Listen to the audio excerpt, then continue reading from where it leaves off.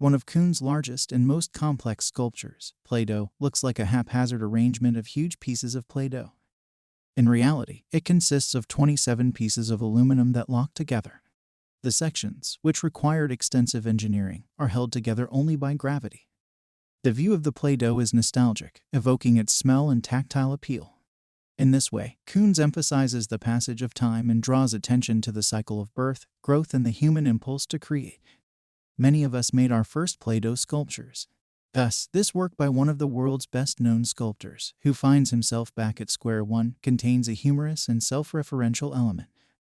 The Play-Doh has only been monumentalized in this work. The viewer is overwhelmed by the mound, which acts as a visceral memorial to childhood. Although it appears to be spontaneous, it was meticulously planned and created.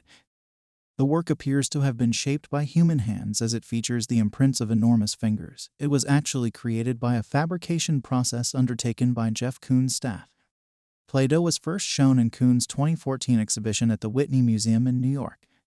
The result of 20 years of preparation and work, the exhibition was met with near universal acclaim. If you liked the video, leave us a like and feel free to share it. Subscribe so you don't miss our future videos. Thanks for watching. See you soon on Art Theory.